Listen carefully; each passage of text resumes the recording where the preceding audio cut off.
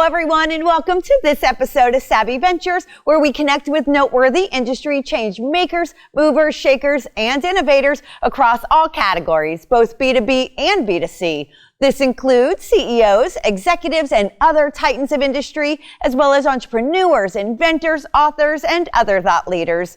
And whether it's purveyors of products, services, destinations, or events, we'll delve into the minds behind the brands. I'm Merilee Kern, and today's show is another great one. Coming up, we'll be connecting with a digital health leader to discuss the future of healthcare, both in the U.S. and abroad. Also today, for both corporate and leisure travel, we'll be learning about some 5-star private villa options. Plus, we'll hear from a commercial and residential lighting expert who has some bright ideas for us. Some great stuff on deck today, so let's get to it.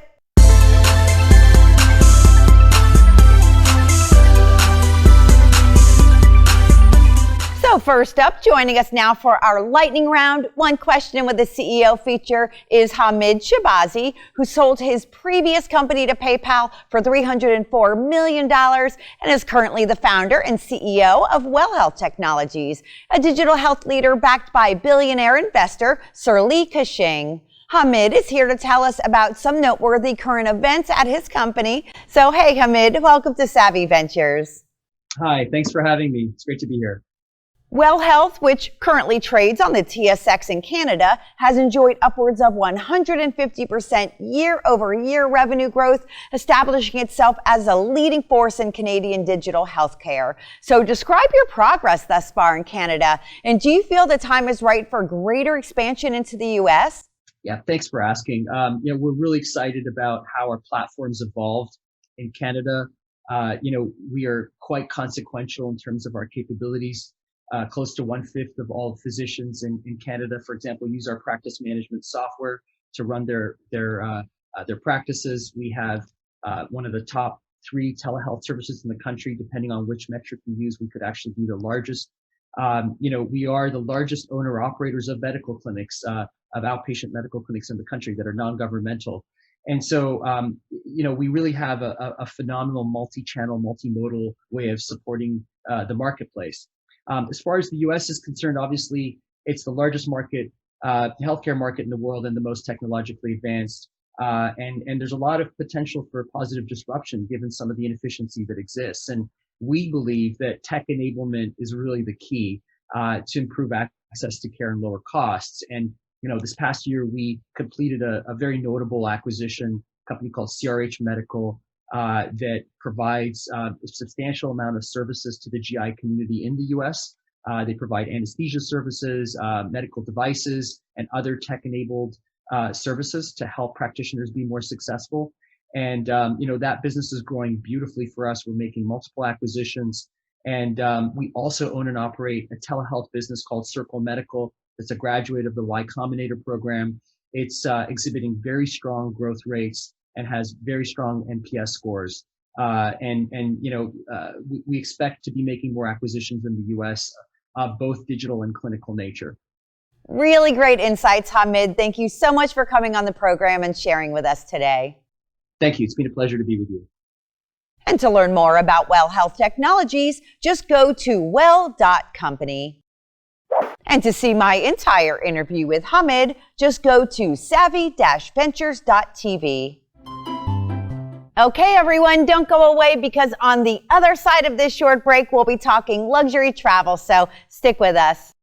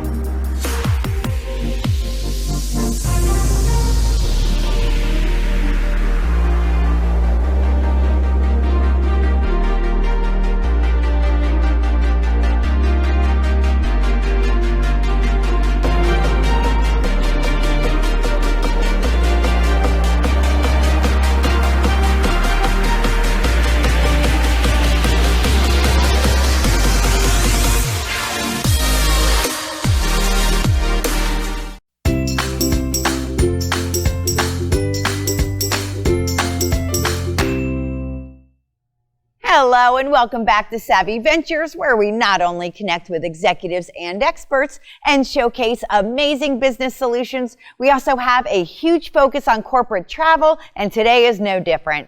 In fact, joining us now is Howard Appel and David Cohen, who are co-owners of Destinations in Paradise, which are architectural 5-star villas located in California, Mexico, and Hawaii. Each are unique and offer unforgettable business and leisure travel experiences, not to mention memorable corporate events and incentives. They're here to tell us about the copious benefits of choosing these kinds of private villa accommodations, and I can't wait to hear all about it. Hey there, Howard and David. Welcome to Savvy Ventures. Hi, Merilee. Hi, Merilee. Thanks for having us on.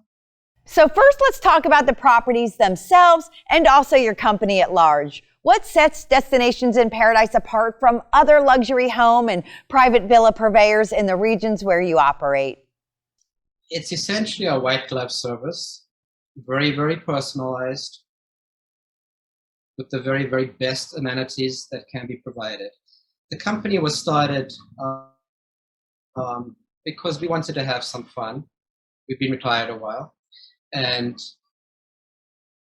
we wanted to give back to people that are traveling, especially when they want privacy and security, the kind of experience that we would expect. So when someone arrives at a house, they're greeted, they're feeling very welcome. Everything that they could possibly want is there, including the best linens. The house is full of flowers. They're given gifts on arrival. They're asked if they have any special requests. When they leave, we give them a thank you gift for coming. This is very, very personalized experience. It's almost merely like you were having a member of your family that you haven't seen in a while come and stay with you, and you get up early in the morning, you're making them breakfast, you're making them feel at home, and this is their home. But the difference is that it's a 5-star experience, and that's how we like to be treated when we travel.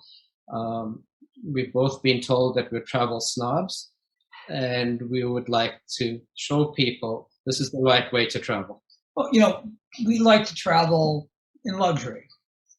And as we started acquiring the properties, we realized that this is a great opportunity to allow other people or offer to other people the same treatment we like.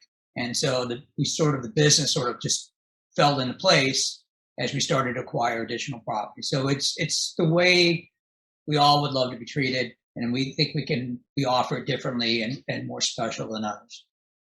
Many people often associate private villa experiences more with leisure travel versus business, but I do know Destinations in Paradise properties are also utilized in business, especially when there are privacy, exclusivity, and even health-related preferences. Plus, of course, the properties are also perfectly suited for corporate events, retreats, and even utilized as incentives and rewards for employees and business partners. So tell us about these kinds of corporate benefits. So it's a fantastic question, and I'm not using that word just for puffery. Even though the houses are focused on providing a safe, comfortable environment for families and extended small events, we've had several corporate events at the houses, from small to large, whether it's a small 2-person law firm figuring out how they're going to run their businesses remotely, or to a large distillery that wants to try and get their name out for a new product for, say, tequila in Mexico. And we've had weddings.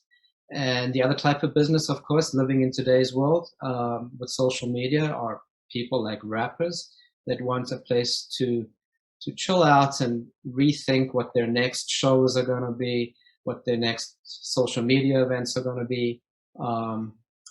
We've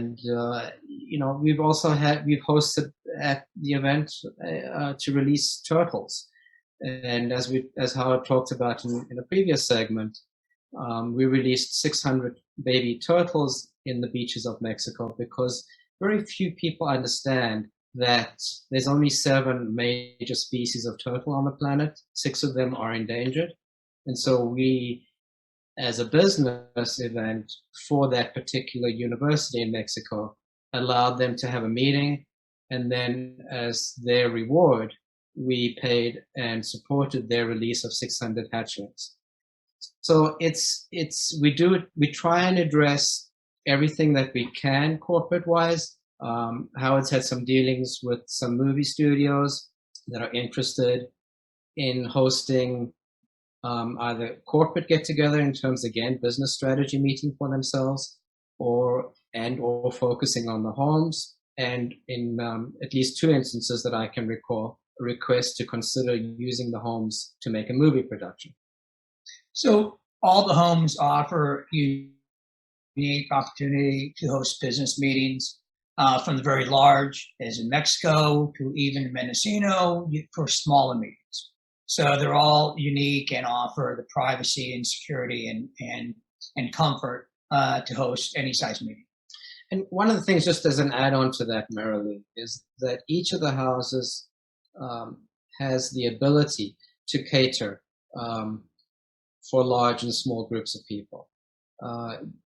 If we bring chefs in, that event never ever needs to leave the property. The house in Mexico, for instance, has 2 kitchens that are fully capable of catering to as many people as we can get onto the property.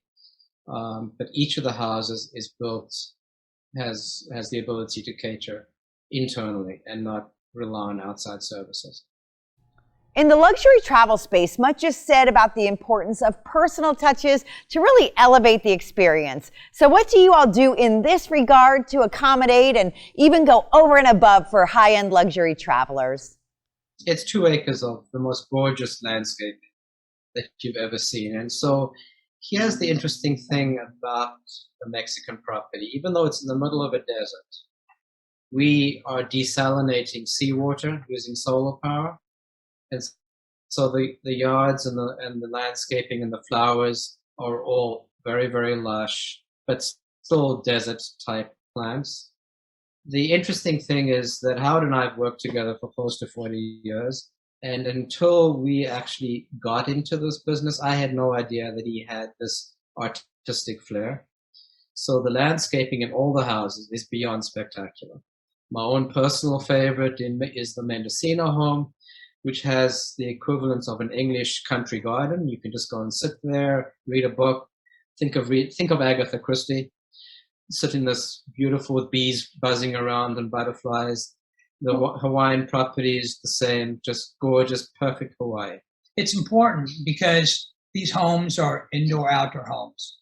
So we want to make sure we carry the luxury on both sides. It's interesting, if you actually do a search of our home in Cabo on Google Earth, you can spot it because it's the only patch of green and plants anywhere along the East Cape. So we're very proud of how we've catered to our guests through the luxurious aspects of the inside and outside of the home. You touched on some of it already, but what are some of the other special amenities and activities that you offer in and around the homes that are available to all guests? Each home comes with a concierge service. So our guests can utilize any activity in the local surroundings. So in Mexico, it might be, premier deep sea fishing, to surfing, to paddleboarding. In Mendocino, we're about 30 minutes from Anderson Valley, so we can arrange for private wine tours, especially during COVID, to be able to not have big crowds around you. So we try to use the opportunities within the local community and try to personalize that. Now, obviously, the homes in Hawaii and in Mexico have beautiful pools, swim-up bars, solar lighted tennis courts, a lot of amenities on property. In fact, when we travel to Mexico, I think in the 7 or 8 times we've been there, I think we've left the property twice. There's no reason to go because everything is there with you. And so whatever you want to do, whatever the guests would like, we can make it happen. Obviously, the past year has been really tough for the travel industry. So how have the recent health concerns impacted your business with respect to private villa versus hotel, resort, or other kinds of accommodations, and really the guest experience while actually visiting the property? We took COVID very seriously from the beginning. And, it's 2020 was a hard year for us. We lost almost all of our business. But we used that opportunity to continue to enhance the properties. So even now, when guests come to the property, they're greeted in a manner that provides them health and safety. And so we have our house managers maintain their distance. They use masks, but during their stay, we make sure we work around the guest calendars to not intrude on their stay there. So we leave in Mendocino, we leave fresh baked goods. We leave wine. When in Mexico, our guests are greeted at a distance with cold towels and margaritas. We take it very seriously, and in fact, when a guest leaves, we have a minimum 48 hours between guests, so we could properly clean and sanitize the home for the next guest. Okay, we all love a good backstory. So where did it start for you guys? What made you all want to enter the luxury home rental space in the first place? It was not a conscious decision earlier. We fell into it by accident by buying the first house because we wanted a house that was in Hawaii that we could enjoy ourselves. So Dave and I have thought of buying a home in Hawaii for many, many years. And it just so happened one day I was laid up with a bad back, and David came over, and we were talking about an auction for a property in Kauai. And it just so happened within a span of 30 minutes, and without telling my wife, we ended up buying a property on the North Shore of Kauai. And so from there, after that sort of sunk in, we looked for other properties to purchase, and we purchased, three additional homes. Maybe not with the same, speed, but certainly it was something for us to do. We both retired to provide to not only travel to, but also to build a business that we can be proud of. Unfortunately, because the homes are now so popular, Merilee, we don't get to see them that often unless we're purposely setting out to do a maintenance trip, and which we do at least every 3 to 4 months, if possible, just to make sure. And Tara laughs at me specifically on this item, to make sure there are no scuff marks, to make sure that the chairs and the linens on the chairs are clean, to make sure that the kitchen equipment is right, to make sure the air conditioners are working, because it's hard to run that type of property remotely. And they have to be pristine in every stay. Whenever someone walks into the house, they have to think they are the first people there. What about your plans for the months and even years ahead? What are some of your short and long-term goals, whether for the properties themselves or really your company overall? We sort of have reached a point where we are looking to purchase additional properties. One of the properties that we have homes on the beaches, but we don't have homes in the mountains. So we are looking to acquire homes, whether it's in Wyoming or in Montana. Personally, I would love a log cabin home. Maybe not something the size of what Abraham Lincoln was born in, but something more extravagant. And I think that's where we want to expand here in the U.S. so we can also enjoy the homes. And it's certainly easier to travel, throughout the continental U.S. than in other countries. But a home in Wyoming, Merilee, if you've been there, if you go down to Jackson Hole and you wake up in the morning and you look at those spectacular mountains, you go out and see the elk, and you go out and you go skiing in winter, or day-long hikes or bicycle rides in these beautiful lakes. But come home to comfort and security, knowing that you're coming home to a really comfortable home, whether it's in winter with a huge fire roaring in the fireplace, or whether it's in summer and your children are playing outside in the yards and and there's a chef cooking for you or barbecuing for you. We want to bring that experience to the middle of the country. We're not eager to bite off more than we can chew. We want each home to be special, and so we spend the time to make sure that's the case, and it has our personal touch. Well, you clearly have so much to offer both business and leisure travelers, and in spectacular form. So thanks for joining us today to provide that helpful insight. Merilee, thanks for having us. It's been fun chatting. And for more information about Destinations in Paradise, see all of their fabulous options online at destinationsinparadise.com. And to watch my entire interview with Howard and David, just go to savvy-ventures.tv. So there you go, some ideal travel destinations for memorable business trips, corporate events, and those well-deserved vacations ahead. And stick around, because after this quick break, we'll be connecting with a lighting expert for some illuminating ideas. Well exists to solve some of the problems that are getting in the way of digitization and interoperability. We're very passionate about this because we believe that increased digitization yields better outcomes. We're also investing heavily in digital. While healthcare in Canada is very accessible and affordable, a lot of times what we find is that patients are paying with their time. We're very proud to already be a player in the electronic medical records space. We support hundreds of clinics, thousands of doctors, and millions of patients across the country. Everything that we do at Well is designed to put people back in control of their healthcare. This means empowering patients to take a greater role and interest in their own healthcare. Studies show that anytime that happens, outcomes improve dramatically. The problem is people are not empowered. They don't have the tools, and that is what Well is aiming to change. That is what true healthcare is, and that is what we are focused on.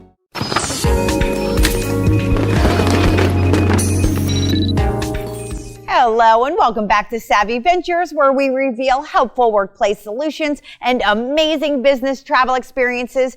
And we also delve into the brilliant minds of our expert guests on informative and timely topics. And on that note, with us now is Gustavo Tello, who's CEO of The Lighting Studio. He's here to explain how he's changed the game of high-end commercial and residential lighting, and also enlighten us on the importance of personal relationships. Hi, Gustavo. Welcome to Savvy Ventures. Hi, thank you for having me. So first, Gustavo, tell us a bit about what you do and what actually sets you apart from others in your field.